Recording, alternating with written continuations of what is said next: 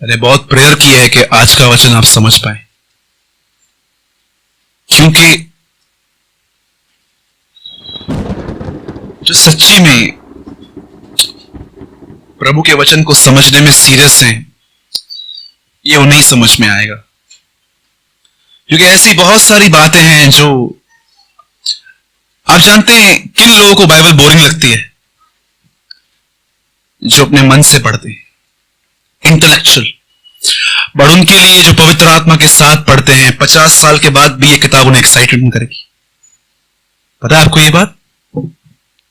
जो लोग ये सोचते हैं कि इसको अपने मन से समझूं, ये ऐसा वचन कहीं और भी तो लिखा हुआ है, अरे हाँ चल खोलते हैं इसको भी, हाँ लगता है ये है, आप 50 साल भी नहीं समझ पाएंगे। अगर आप इसे अपनी समझ से पढ़ेंगे ना, तो बिल्कुल आप उन फरीसियों की तरह बन सकते हैं जो परमेश्वर के पुत्र को, जिसकी 4000 सालों से वो लोग वेट कर रहे थे, उसके आने पर वो कहते हैं ये शैतान है। आप उतने ही उससे दूर जा सकते हो जितने वो लोग थे।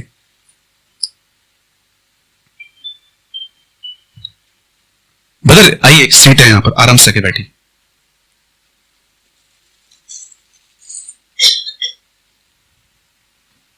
मैं सच कहता हूं, मैंने आज प्रेयर की है प्रभु से। आज मैं यहां पर 6 बजे आ गया था, मैं प्रभु से प्रेयर कर रहा था, प्रभु जो मैं आज समझाना चाहता हूं, कृपया लोगों को उस बात को समझने में मदद कर। मैं आपसे एक सवाल पूछता हूं, ऐसा क्यों हुआ कि फरीसी जो दिन रात बाइबल पढ़ते थे, जब यीशु उनके सामने आया तो उसने कहा ये बालजबूल है। आप जानते हैं बालजबूल एक्चुअली हिब्रू वर्ड है। बालजबूल का हिंदी मतलब है शैतानों का सरदार। पर मुझे एक बात बता सकते हैं, एक रोमी पिलातुस जिसने कभी बाइबल नहीं पढ़ा था, वो क्यों कहता है ये यहूदियों का राजा है? क्या डिफरेंस था पिलातुस में और क्या डिफरेंस था फरीसियों में? वो लोग कभी विश्वास नहीं कर पाए कि वो परमेश्वर का बेटा है, पर अनपढ़ पतरस कैसे बोलता है कि तू परमेश्वर का पुत्र है? आप जानते हैं, जब आप इस बाइबल को अपने समझ से पढ़ते हैं, ये बाइबल आपके लिए बोरिंग हो जाएगी। लेकिन जब आप इस बाइबल को पवित्र आत्मा के साथ बैठ के पढ़ोगे, 50 साल के बाद भी आपकी पुरानी बाइबल आपके लिए नहीं होगी। याद रखिएगा, रीड विद होली स्पिरिट। जब आप इसको पढ़ते हो तो उसको पवित्र आत्मा से पढ़ो, उसको बोलो पवित्र आत्मा, मैं इसे समझने की कोशिश नहीं करूंगा, ये समुद्र है और मेरे पास सिर्फ एक कप है, आप मुझे समझाइए। और पवित्र आत्मा, आप जानते हो नया नियम एक वर्ड को लेके आता है, रेवलेशन। जानते हो रेवलेशन का मतलब क्या होता है? हिंदी में कहते हैं प्रकाशित वाक्य, और एक शुद्ध वर्ड है प्रकटीकरण। मतलब इसमें तुम्हारी कोई मेहनत नहीं है। मुझे बताइए, आज हम लोगों को ये कितना समझाते हैं कि परमेश्वर का बेटा है, लेकिन फिर भी लोग नहीं समझ पाते।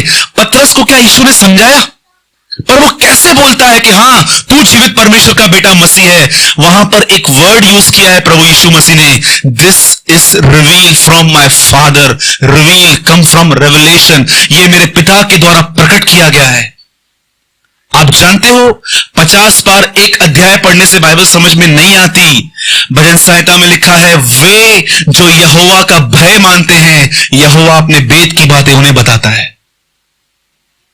यह बात अलग है कि अगर आप बाइबल नहीं पढ़ पाते हैं तो आपको एटलीस्ट स्टार्ट करना चाहिए। पर अगर आप पढ़ते हैं, आपको समझ में नहीं आ रहा है, तो मैं आपको बताता हूं, आप कम से कम इस बाइबल को पढ़ने से पहले परमेश्वर से कहिए, प्रभु ये आपकी किताब है और सिर्फ एक यही किताब है जिसके द्वारा आप मुझसे बात करते हो। और याद रखिएगा, मेरे लाइफ में जितनी भी आज तक सिचुएशंस आई हैं, जितनी भी मैंने आज तक अपनी लाइफ में प्रॉब्लम्स फेस की है, चाहे वो फैमिली प्रॉब्लम हो, बिजनेस प्रॉब्लम हो, चर्च प्रॉब्लम्स हो, मुझे उस हर बात का उत्तर इसमें मिला है। मैं किसी के पास काउंसलिंग लेने नहीं जाता हूं, मैं किसी को नहीं बोलता हूं कि मेरे घर में यह समस्या है। मैंने परमेश्वर के वचन में सॉल्यूशन ढूंढना सीखा है कि इसमें क्या लिखा है। हो सकता है मैं आपको प्रेयर रिक्वेस्ट दूंगा, लेकिन मैं आपसे कभी यह नहीं पूछूंगा कि एक्चुअली इसका क्या करना चाहिए, क्योंकि मुझे लगता है कि परमेश्वर ने मुझे 66 किताबें दी हैं, मैं उसमें से ढूंढ लूंगा कि परमेश्वर मुझसे क्या चाहता है। आप भी ये करें। और अगर जब तक आपको प्रभु के वचनों की पहचान नहीं है, तब तक आप किसी से पूछो, नो प्रॉब्लम। लेकिन जब आप इसको पढ़ते हो, मैं आपको बोलता हूं परमेश्वर से बोलो, प्रभु मुझसे बात कर। मैं आपसे मीटिंग स्टार्ट करने से पहले एक सवाल पूछता हूं, फ्लावर्स में कितनी वैरायटीज आती है? फूलों में कितनी वैरायटीज आती है? लाखों के करोड़ों। कितने लोगों ने फूल देखे हैं? भाई घर पे रहते हैं ना फूल, कौन से रहते हैं बोलिए? रोज, गुलाब, लिली और जास्मीन, मोगरा, राइट। जानवरों में कितने किस्म आते हैं? कितनी वैरायटीज आती हैं? चौपाए आते हैं, जीव जंतु आते हैं, पानी में अलग रहते हैं, ऊपर अलग उड़ते हैं। परमेश्वर ने कितनी वैरायटीज बनाई है हर चीज में। पर क्या मैं आपसे यह बात पूछ सकता हूं कि परमेश्वर ने 40 साल तक उन्हें एक ही रोटी क्यों दी? वैरायटीज क्यों नहीं दी? क्यों वो लोग बोलते थे, प्रभु कब तक हम ये मन्ना खाएंगे? क्यों परमेश्वर ने उनको एक ही रोटी, यहां तक कि 15 साल उस रोटी को खाने के बाद वो इतना बोर हो गए, वो लोग बोलते हैं ये कब तक हमें मन्ना खाना पड़ेगा, हमें कुछ और दे। तब परमेश्वर ने उनको कहा, ठीक है अब मैं तुम्हें नॉनवेज दूंगा। पर क्या आप मुझे बता सकते हो कि 40 साल परमेश्वर ने उन्हें एक ही खाना क्यों दिया था? कितने लोग 40 साल एक ही खाना खा सकते हैं? मैं आपको सच कहता हूं, आपको 10 दिन दाल और राइस मिलेगा ना, बोर हो जाओगे। आप बोलोगे कुछ और चाहिए मुझे। कोई भी चीज आपको हो सकता है पिज्जा पसंद हो, मैं आपको कहता हूं 10 दिन खा के देखो, 10वें दिन आप बोर हो जाओगे। तो उनकी क्या गलती थी? आप जानते हो व्यवस्था विवरण का मतलब क्या होता है? आप बोलोगे ये किताब है, मैं बोलूंगा ये किताब नहीं है, ये बड़ा अर्थ है। व्यवस्था विवरण का जानते हो मतलब क्या होता है?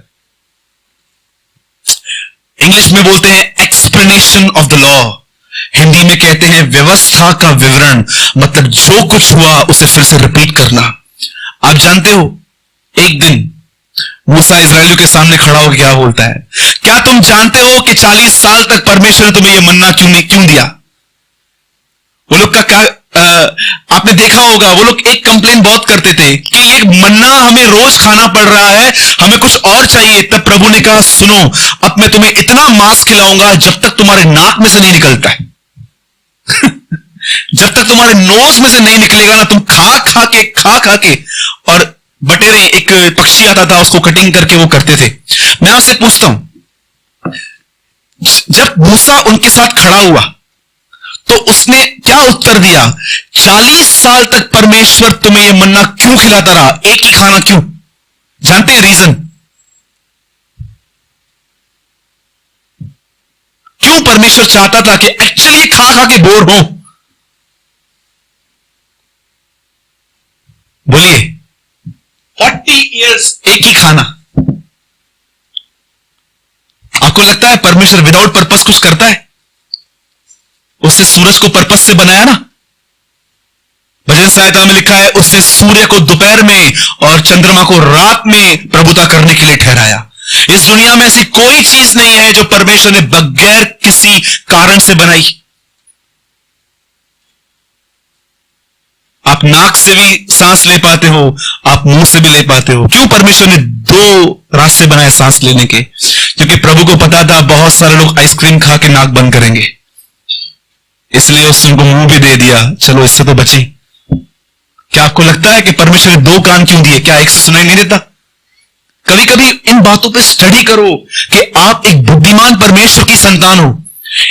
रोमियो की पत्री में पौलुस कहता है, एकमात्र बुद्धिमान परमेश्वर की महिमा युगानुयुग होती रहे। एकमात्र बुद्धिमान। जानते हैं परमेश्वर ने उन्हें 40 साल एक ही खाना क्यों दिया? आपको लगता होगा ब्रदर कोई आत्मिक जवाब देगा, बिल्कुल नहीं। वहां लिखा है, ताकि तुम ये बात को समझो कि मनुष्य रोटी से नहीं परमेश्वर के वचन से जीवित रहेगा। आप जानते हैं यीशु मसीह के मुंह से पहला शब्द नए नियम में क्या निकला है? बपतिस्मा के बाद सेम यही वचन, परमेश्वर। आप जानते हो उस मन्ने के लिए यीशु ने कितनी बातें की थी। आप घर जाके आराम से यूहन्ना 6 अध्याय पढ़ो, वहां यीशु कहता है, तुम्हारे बाप दादाओं ने वो खाना खाया फिर भी वो मर गए, क्योंकि वो खाना स्वर्ग से नहीं था, पर सच्ची रोटी मेरा पिता देता है जो स्वर्ग से उतरी है, जिसे मनुष्य खा के नहीं मरेगा। आज मैं आपसे एक क्वेश्चन पूछ के आगे बढ़ रहा हूं।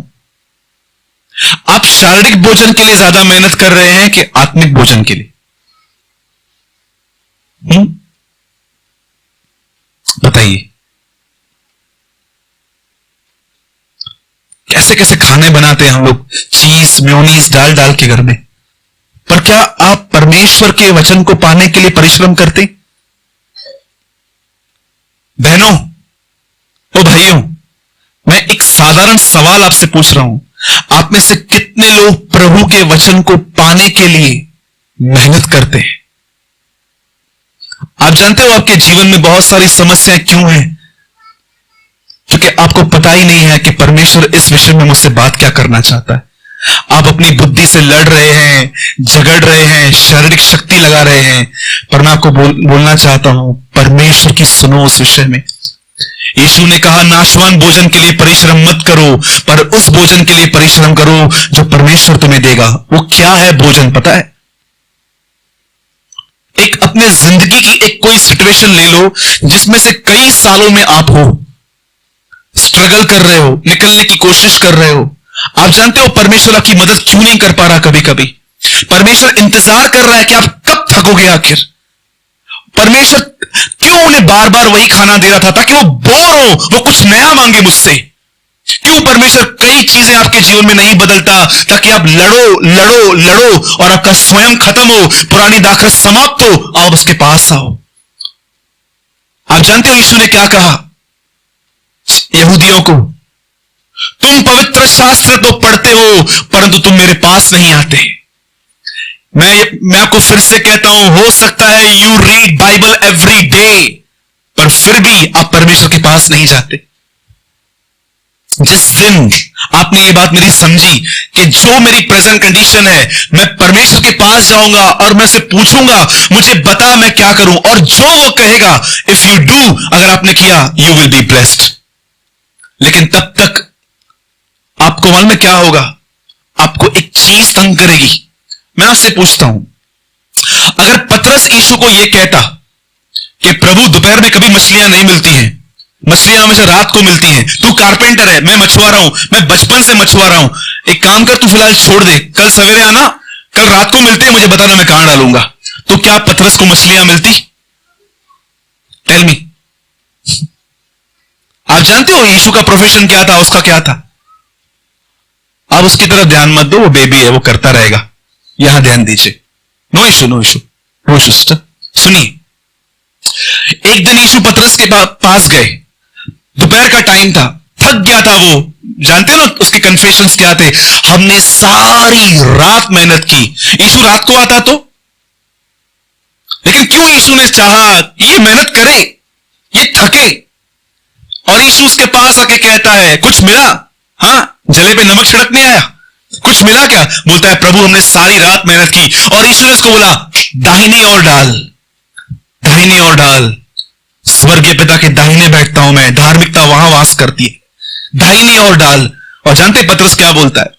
तेरे कहने पर मैं डालता हूं। अगर पतरस वहीं कहता, प्रभु एक्चुअली मैं, तू बुरा मत मानना, मैं कुछ को बताना चाहता हूं, क्या प्रभु दोपहर में मछलियां मिलती नहीं है यार, एक काम करना, रात को मिले 9 बजे, बता कहां डालता हूं, अभी कुछ नहीं मिलने वाला है मुझे पता है ना प्रभु, सूरज की रोशनी आती है।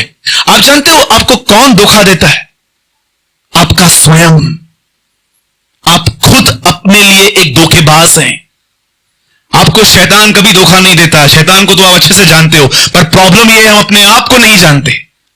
आप अच्छे से जानते हो कि व्यभिचार के ख्याल ये देता है, गुस्से के ख्याल ये देता है, जुआ खेलने के ख्याल ये देता है, लड़की को देखने के लिए ख्याल ये देता है, आप जानते हो। पर आपको पता है कुछ विचार ऐसे हैं कि आप उनको पहचान नहीं पाओगे कि एक्चुअली ये मेरे नहीं है। लेकिन पतरस ने, जानते वहां सबसे खूबसूरत काम क्या किया? पतरस ने कहा, मुझे पता है तू जो बोलता है ना, ये मेरी बुद्धि के बिल्कुल खिलाफ है, मैं फिर भी करूंगा। और देखो, जब पतरस वहां गया, अपने जिंदगी में फर्स्ट टाइम उस समुंदर में दोपहर में मछलियां आई, अपने सृष्टिकर्ता के लिए मरने के लिए।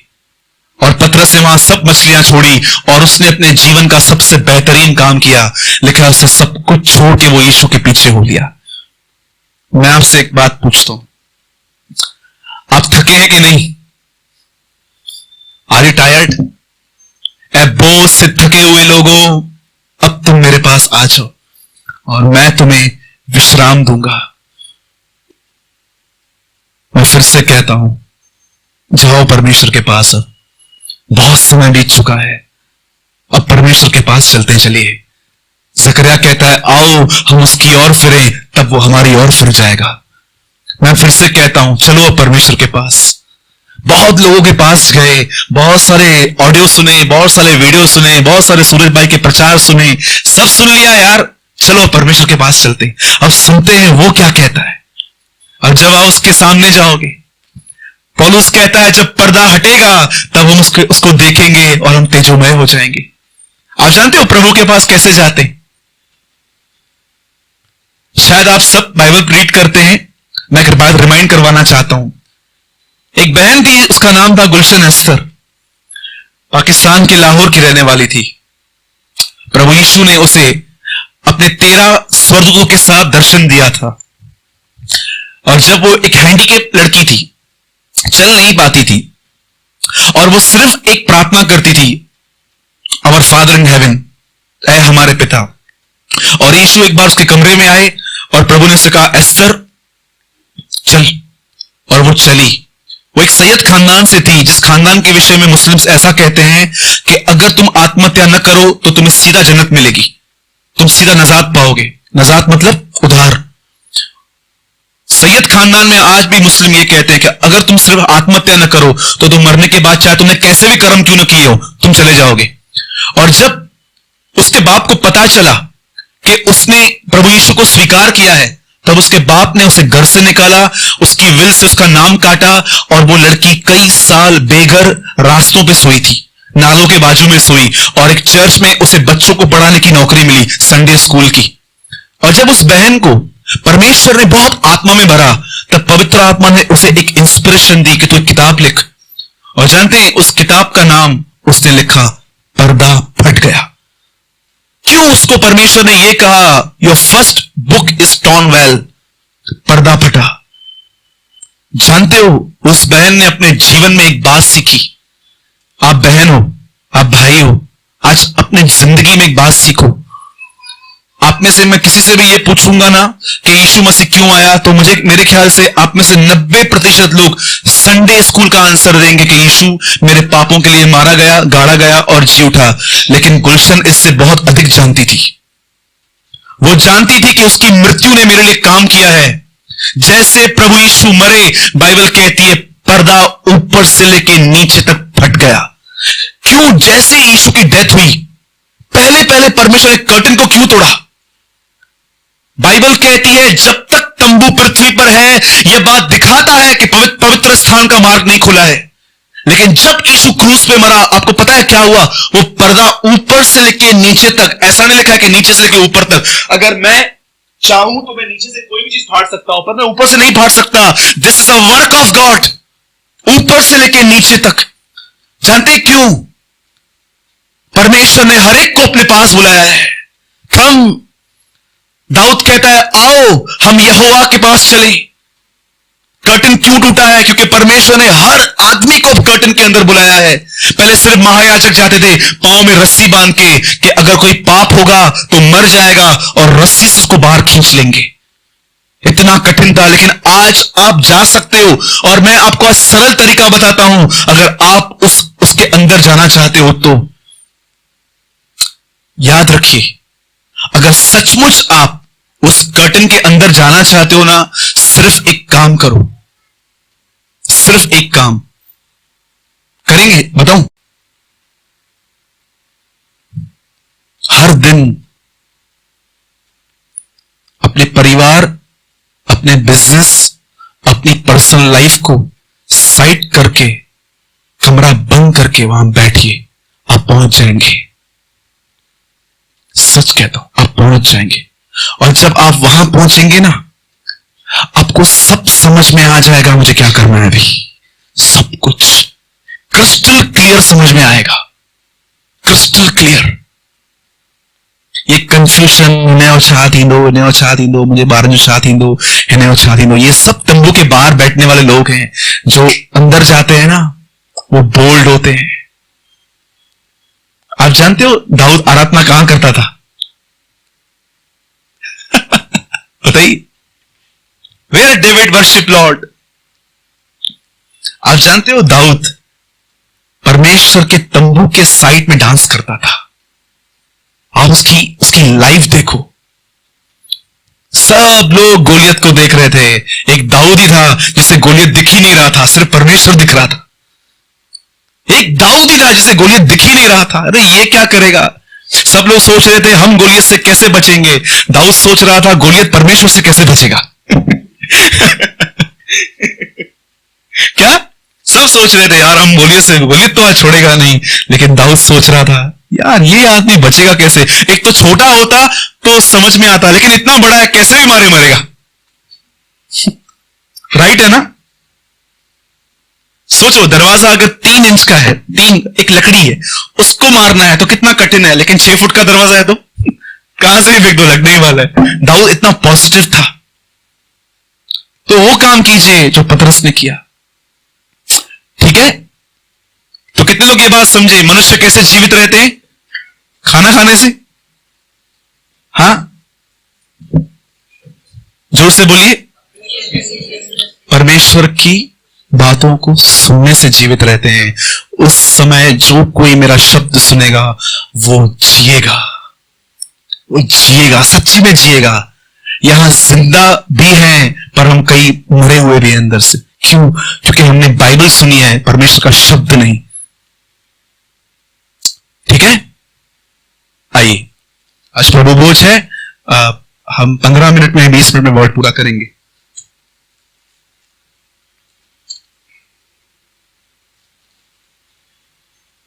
जिनके पास भी प्रभु का वचन है हम सब खोलेंगे यूहन्ना 5 अध्याय।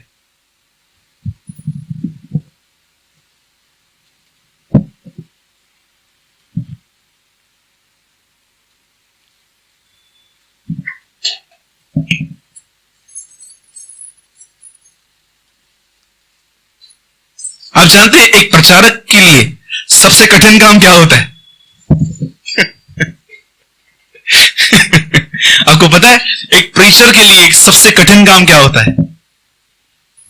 एक प्रचारक के लिए सबसे कठिन काम यह होता है कि अगर उसे कोई ऐसा आदमी मिल रहा है जिसे परमेश्वर के वचन का बहुत नॉलेज है और उस प्रचारक को पता है कि एक्चुअली इसको जो नॉलेज है ना वो बरोबर नहीं है, और उस आदमी के अंदर नई दाखरस भरना सबसे कठिन काम होता है।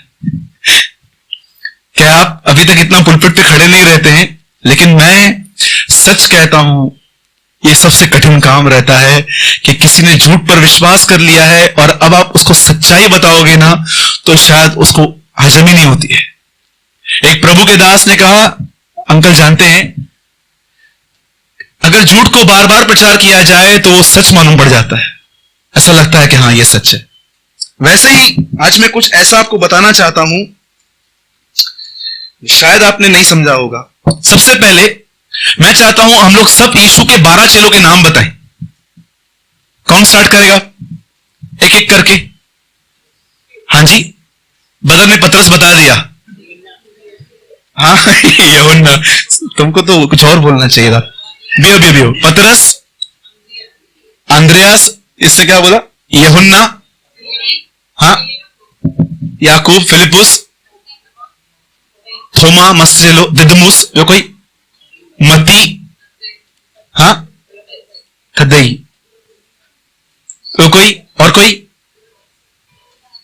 यहूदा नहीं, 12 चेले बोले, डोंट चीट ब्रदर। नहीं, पतरस, सिमोन एक ही है। पक्का? ओके, और कोई? याकूब, यहूदा, यो कैसे हो? मम्मी के यो ही याद आ, यहूदा इस्करियोती। कोई और?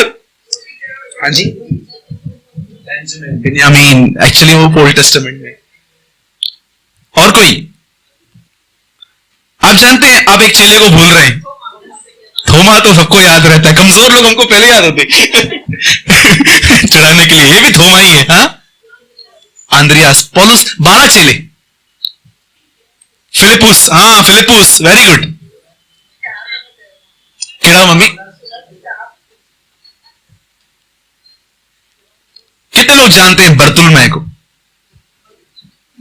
जानते उसका दूसरा नाम क्या था? एक दिन यीशु एक आदमी से मिलकर कहता है ये सच्चा इजरायली है, उसका नाम क्या था? नतनेल। नतनेल और बर्तुलमै एक ही है, लेवी और मती भी एक ही है। जी असा भी जाम नाला होंगे न, कमलेश भी तस, मुकेश भी तस, नरेश भी तस, अलाए घणा नाला मुंहिंजा ॿ टे नाला आहिनि। राजू आहे मुंहिंजे घर में, नानी जो नाले, हिते सूरज आहे घर में, वरी अहिड़ो नालो आहे खणण में शर्म ईंदी आहे, कालू। लिसन, अब मैं पूछता हूं, आज थोड़ा प्रचार नहीं करते हैं, थोड़ा टॉक करते हैं। मुझे आप बता सकते हैं कि यीशु के 12 चेले इतने अलग क्यों थे सबसे? Why they are so different? यीशु के 12 चेले इतने डिफरेंट क्यों थे?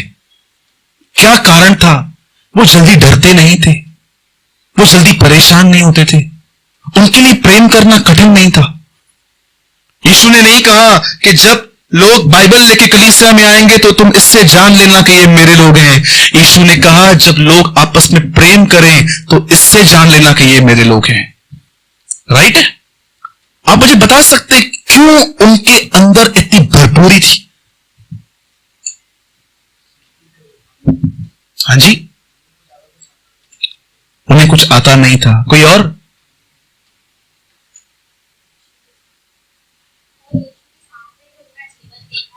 हाँ, praise the Lord, good good sister, God bless you. अब सुनिए, 2 काम वो हर दिन एवरी डे करते थे। एक काम परमेश्वर के साथ चलना, दूसरा काम परमेश्वर की ओर निहारना।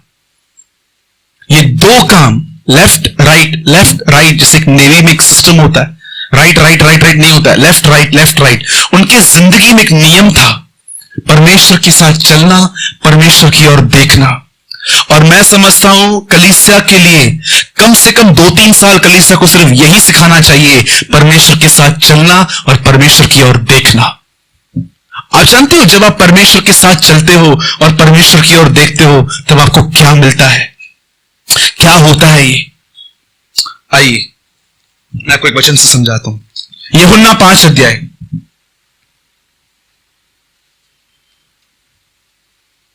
कोई इसका पढ़िए, 5 का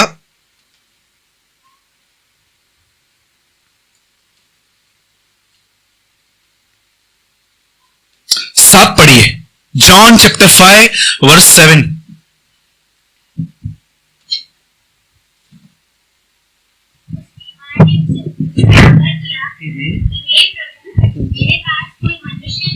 राइट राइट।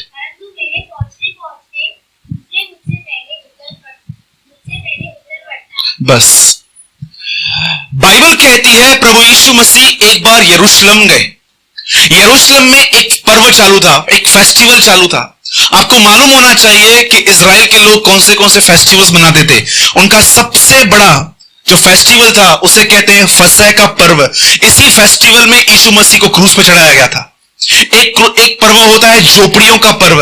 उस झोपड़ियों के पर्व में वो अपने घर को छोड़ के अपने हाथ में एक तंबू लेके यरूशलेम में आके रहते थे, यह दिखाने के लिए कि एक्चुअली हमारा घर यहां नहीं है, स्वर्ग में है।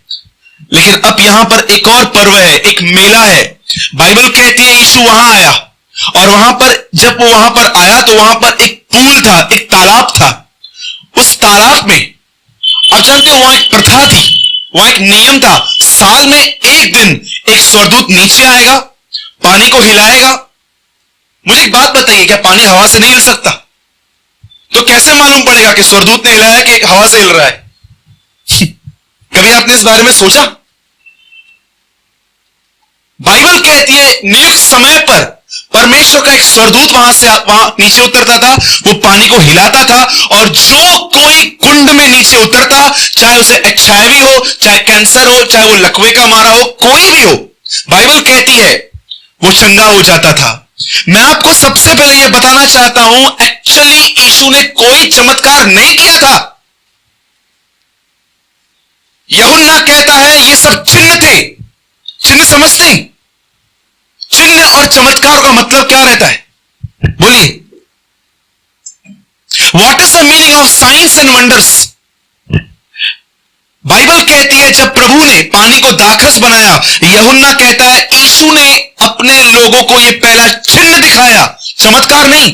आप जानते हो, एक बार यीशु ने एक आदमी को आंखें हाथ रखा और बोला क्या तुझे दिख रहा है? बोलता है ठीक से नहीं दिख रहा, फिर वापस हाथ लगाता है। क्यों यीशु को भी ऐसी जरूरत पड़ी कि एक दिन इस एक आदमी के लिए से 2 बार प्रार्थना की? हर चीज मिरेकल नहीं है, हर चीज एक शिक्षा है, एक टीचिंग है। याद रखिएगा, अगर आप बाइबल के अंदर यीशु के चमत्कारों को पढ़ते हैं ना, तो आपको लगेगा ये चमत्कार है, पर वो चमत्कार नहीं है, वो शिक्षा है, वो किसी बात की टीचिंग है। जानते हो यीशु मसीह यहां पर क्या टीच कर रहा था लोगों को? एक दिन मैं एक बाइबल में वचन पढ़ रहा था जिसमें ऐसा लिखा था कि एक आदमी यीशु से मिला और यीशु ने उसके हाथ पे आंखों पे हाथ रखा और प्रभु ने कहा तुझे क्या दिख रहा है? बोलता है मुझे पेड़ दिखाई दे रहे हैं। प्रभु उसको बोलता है इधर आ, वापस हाथ रख रहा है, बोलता है अब बरोबर दिख रहा है। मुझे आप बता सकते हैं कि एक्चुअली इसका अर्थ क्या है? एक ऐसे लोग हैं जब कलीसिया में आते हैं तो प्रभु उनकी आंखों को खोल देता है कि ये पाप है। इसको कहते हैं पहली बार आंख खोलना। और जब परमेश्वर बोलता है क्या तुझे इस पाप पर विजय चाहिए? हां, इसे कहते हैं इसे दोबारा छूना। पर कई लोग धुंधली आंखों में चले जाते हैं कि चल ठीक है, कोई प्रॉब्लम नहीं है। हर चीज एक शिक्षा है।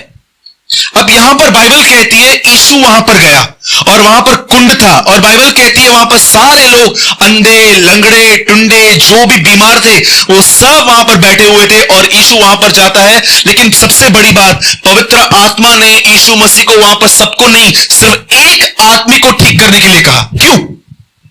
रीजन, यीशु वहां पर गया और यीशु ने एक आदमी को देखा। बाइबल कहती है वो 38 साल से वहां पड़ा था। बोलिए 38 साल। कोई है यहां पर 38 साल से बीमार? हां, कोई भी नहीं होगा। लंबे अरसे से वो वहां पर पड़ा हुआ था और यीशु उसके पास जाके बोलता है क्या तू चंगा होना चाहता है? तब वो आदमी यीशु को कहता है प्रभु एक्चुअली मेरे पास कोई भी नहीं है कि कोई मुझे उठाकर कुंड में फेंके। स्वर्गदूत उतरते हैं, मैं उठने की कोशिश करता हूं, पर होता क्या है मैं पहुंचूं कोई और पहुंच जाता है और चंगा होके चला जाता है। तब प्रभु यीशु उसको कहते हैं उठ, अपनी खाट उठा और चल। आप में से कितने लोग ये बात जानते हैं यीशु जितना पाप के अगेंस्ट था वो उतना ही परंपराओं के भी अगेंस्ट था, ट्रेडिशंस के। आप जानते हो हमेशा इजराइल में एक कहावत रही है सबत के दिन कोई काम मत करो, और आप आराम से बाइबल पढ़ो, उसका हर चमत्कार सबत के दिन है। क्यों? एक हिस्टोरिकल बुक बताता है कि यीशु ने हर दृष्टांत सबत के दिन प्रचार किया था। और जब यीशु वहां पर आया उससे उसको उठाया, जैसे वो चला, जानते हो गया कैसे? पकड़ी। प्रभु को ये बोलना चाहिए, सॉरी ब्रदर बंद हो जाएगा, प्रभु को ये बोलना चाहिए उठ जा, लेकिन जानते हो कैसा गया? उठ, अपनी खाट उठा और चल। वो ऐसा गया। क्यों? क्यों ऐसा गया? प्रभु उसको यह समझा रहा था तोड़ इस परंपरा को इधर ही, ब्रेक दिस ट्रेडिशन नाउ। एक आदमी झोले का मारा हुआ आया, उठ अपनी खाट उठा और चल। क्यों वो खाट उठाने के लिए बोलता था? मैं आपको आज एक ट्रेडिशन तोड़ना चाहता हूं। मैंने ये देखा है, मुझे परमेश्वर ने आज ये दिखाया है कि तेरी कलीसिया में एक परंपरा चालू है। जानते हैं कौन सी परंपरा है? ठीक है, मैं बाद में बताऊंगा, सुनिए। उसके बाद वो आदमी उठा, वो गया और बाइबल कहती है सब लोगों ने उसको बोला अरे खाट नीचे रख। बोलता है, उसे रख के बोला, बोलता है तू कैसे उठा?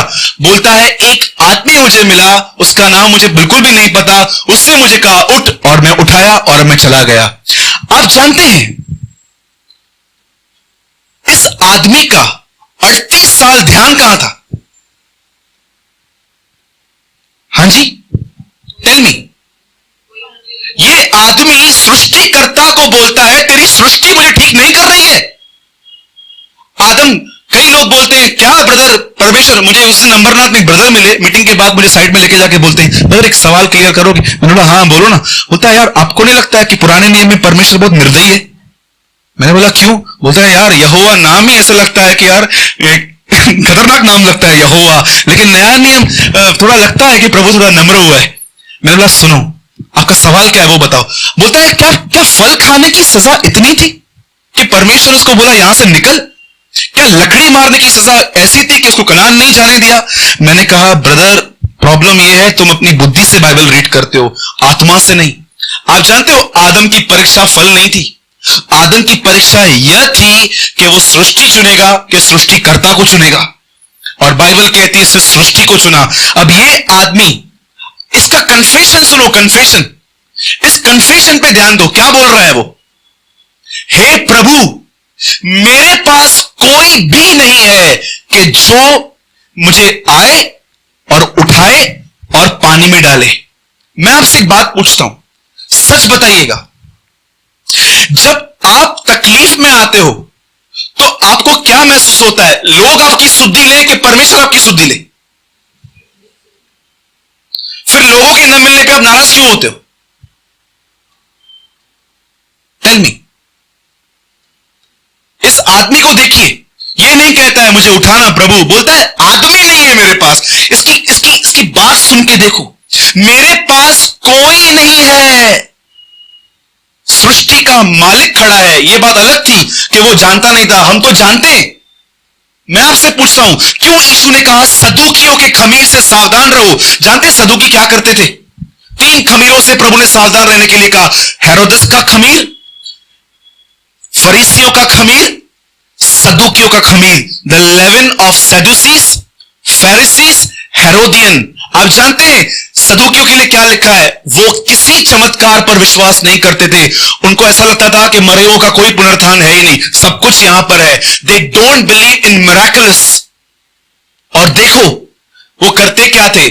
उनका यह विश्वास था चाहे कितना भी बोलो, लेकिन मदद इंसान की तरफ से आनी चाहिए। भजन सहायता में लिखा है, किसको घोड़ों का, किसी को रथों का, परंतु इस्राएल को अपने परमेश्वर पर आशा है। मैं आपसे, जब आप उम्मीद करते हैं कि अगर मेरी समस्या है तो आदमी को मालूम पड़ी है, तो ये आदमी मुझसे पूछना चाहिए, और नहीं पूछने पे हर्ट होता है। क्यों? क्या आपको नहीं लगता ये परंपरा है? क्या आपको नहीं लगता कि ये गलत सिस्टम है? और जानते हैं वहां पर क्या होता है? देखिए, 38 साल वो वहां बैठा है, उसका ध्यान कहां है? पानी पे। सारा दिन क्या देखता रहता है? पानी हिले, पानी हिले, पानी हिले, पानी हिले, पानी हिले। आपको पता है उसकी सोच ही ऐसे बन गई थी। उसकी सोच कैसे थी? एक भिखारी की याद है, हमेशा मंदिर के बाहर लोगों को बोलता था मेरे को उठाओ ना, वहां पे बैठाओ ना, वहां बैठेगा। मैं आपको बताता हूं, एक्चुअली हमको अपने मन में उठने की जरूरत है। बाइबल कहती है अपने वस्त्र नहीं परंतु अपने मन को फाड़ के यहोवा के सामने आओ। कितने लोगों ने 55 यशाया पढ़ा है, हे यरूशलेम अपने आप को झाड़। इंग्लिश में लिखा है शेक ओ जेरूशलेम। शेक करने का मतलब जानते हैं क्या होता है? एक कुत्ता जब सोया हुआ रहता है, जब वो उठता है ना, आप उसको देखो अपने को शेक करता है पूरा। क्यों शेक करता है वो अपने आप को? क्योंकि उसको भी अकल है कुछ डस्ट मेरे ऊपर जरूर आई है। क्यों जानवर शेक करते हैं अपने आप को? लेकिन आज इंसान अपने आप को शेक नहीं करता। शेकिंग का मतलब समझते? हिलाने का मतलब क्या होता है? जब भी आप अपने जिंदगी में किसी भी चीज में अपने आप को कमजोर महसूस करो ना, आप याद रखना फाउंडेशन रॉन्ग है, आप गलत जगह पे खड़े हो। यीशु ने कहा चट्टान पर खड़े हो जाओ, तब तूफान आंधियां आएंगी पर तुम नहीं गिरोगे। चट्टान की वजह से तुम नहीं गिरोगे। चट्टान, मैंने 9 साल झूठ सुना था चट्टान परमेश्वर का वचन है। बाइबल कहती है जो मनुष्य सुन के उस पे चलता है उसने अपना घर चट्टान पे, आज्ञा पालन चट्टान है, वचन नहीं। जो कोई मेरी बातों को सुनता है और उन पर चलता है उसने अपना घर चट्टान पर बनाया है, सुनने वाले ने नहीं। लिखा है उल्टा, सुनने वाले ने अपना घर रेत पे बना दिया। जो आदमी सुने उस पे चले। यहां पर आप देखो 38 साल तक इसका माइंड कहां पर है? क्या कभी कभी आप महसूस करते हो कि सचमुच मेरा मन किसी ऐसी बात में बिजी हो चुका है कि एक्चुअली मुझे लग रहा है कि अब मुझे यहां से मन निकालना चाहिए? टेल मी, क्या आपको ऐसा लग रहा है? योना एक नबी था, प्रभु ने उससे कहा नीनवे जा, वो तिर्तीस जा रहा था। आप जानते हो, मैं आपको एक बहुत हंसने वाली बात बता रहा हूं, आप हंसेंगे। उसने प्रभु की बात नहीं मानी है। वो मालूम है क्या किया? लिखा है योना बाड़ा देकर, बोलो बाड़ा, हाँ उसके पास पैसा था, अगर हम होते तो हाँ प्रभु दास हैं मतलब क्या तेरे को फ्री में बिठाऊं हम लोग आइडेंटिटी देते हैं अपनी। आप जानते हो बहुत छोटी बात है, आपने शायद नोट नहीं की होगी, तब पौलुस अपने भाड़े के घर में रहता था बोलो बाड़ा।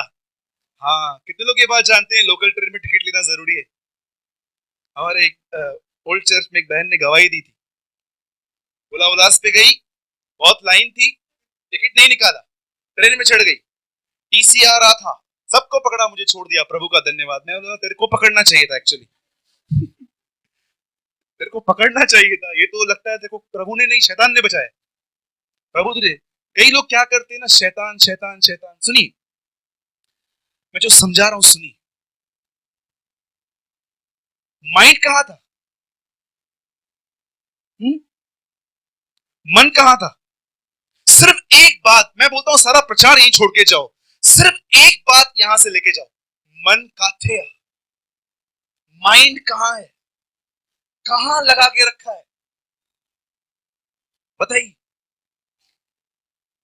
किसको देख रहे हो?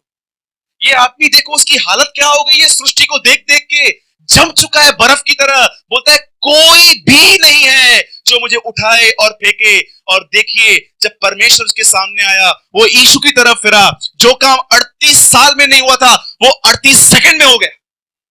जानते, मेरे लिए सबसे बड़ी बात ये नहीं है यहां पर कि यीशु ने इसको ठीक किया, मेरे लिए सबसे बड़ी बात जानते हैं ये क्या है? कि इसने यीशु की बात को मान लिया, ठीक है मैं उठाता हूं, और वो चला गया। मैं आपको एक बात कहता हूं जो मैं आपको समझाना चाह रहा था। इस दुनिया में दो चीजें हैं, एक सृष्टि, एक सृष्टिकर्ता, क्रिएशन एंड अ क्रिएटर। आप जो भी देख रहे हो ये सब क्रिएशन है। याद रखना, क्रिएशन आपको कुछ नहीं देगी, लेकिन क्रिएटर आपको सब कुछ दे देगा। सिर्फ जानते क्या करना है? सुनिए, कितने लोगों ने प्रभु के वचन में ये बात पढ़ी है कि यीशु ने एक बार 5,000 लोगों को खाना खिलाया था? सबने पढ़ा है? आप मुझे बता सकते हैं उससे ठीक पहले यीशु ने क्या किया था? मैं जानता हूं ये बात वही बता पाएंगे जिनकी सच्ची में एक सिंसियर स्टडी है। 5,000 लोग जब सामने बैठे थे, तो जानते हैं यीशु ने फिलिप्पुस से क्या कहा? इनके खाने का बंदोबस्त करो। तब फिलिप्पुस ने पॉकेट में हाथ डाला, उसके पॉकेट में 200 दिनार पड़े थे। और जानते हैं वो प्रभु को क्या बोलता है? प्रभु 200 दिनारों में जो खाना मैं लेकर आऊंगा ना, उससे सब नहीं खा पाएंगे।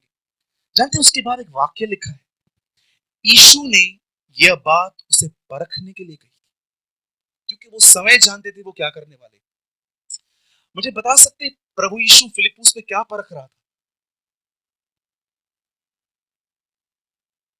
फिलिप्पुस का उत्तर सही था क्या? आज आप जिस विषय में सोच रहे हो, जरूरी है कि आपकी सोच सही है? क्यों परमेश्वर ने 66 किताबें दी? क्योंकि उसको पता है मन धोखेबाज है, इसकी सुनने के बाद ही आशीष पाएंगे। सुनिए, जब प्रभु यीशु ने उससे कहा 5,000 लोग को खाना खिला, तब प्रभु को उसने कहा 200 दिनार का खाना भी इनको पूरा नहीं पड़ेगा। तब लिखा है यीशु ने ये बात उन्हें परखने के लिए कही। आप जानते हो उससे पहले यीशु ने ऑलरेडी 4,000 लोग को खाना खिलाया था। आप जानते हो फिलिप्पुस से क्या उम्मीद कर रहा था? वो फिलिप्पुस से ये उम्मीद कर रहा था कि जब वो फिलिप्पुस से ये कहे कि इनका खाना कहां से लाएंगे, तो फिलिप्पुस ये बोलना चाहिए था, प्रभु वो 5 थे, ये 4 हैं, तू कर सकता है। लेकिन फिलिप्पुस का माइंड कहां था? पॉकेट में। क्यों बाइबल बार बार कहती है इजरायलियों को, मैं तुम्हारा वही ईश्वर हूं जो तुम्हें मिस्र से ले आया था? क्यों परमेश्वर बार बार 1500 साल पहले की बात कर रहा था? परमेश्वर उनको बता रहा था मैं वही हूं, मैं नहीं बदला हूं। क्यों परेशान हो? क्या मेरा सामर्थ कम हो गया? यीशु कहता है तुम भूल में पड़ गए हो, क्योंकि न तुम परमेश्वर के वचन को जानते हो न उसकी सामर्थ को। दो चीजें यीशु बोलता है, अगर न समझेंगे तो इंसान भटकेगा, word of God and the power of God. पतरस कहता है तुम्हारे अनंत जीवन की रक्षा परमेश्वर की सामर्थ के द्वारा होती है। पता है, पढ़िए फर्स्ट पीटर, तुम्हारे लिए एक अजर मीरास परमेश्वर की सामर्थ के द्वारा खड़ी है। आप जानते हो शैतान स्वर्ग में नहीं घुस सकता, क्यों? वो आत्मा है, उसके पास भी ताकत है, वो खत्म करने की नहीं सोच सकता है क्या? पर पतरस कहता है वो नहीं खत्म कर पाएगा, क्योंकि तुम्हारा अनंत जीवन की रक्षा परमेश्वर की सामर्थ करती है। अगर वो वहां पर जाएगा भी तो उसे ऐसा झटका लगेगा कि वो नीचे गिरेगा। पढ़ सकते हैं, these are the words,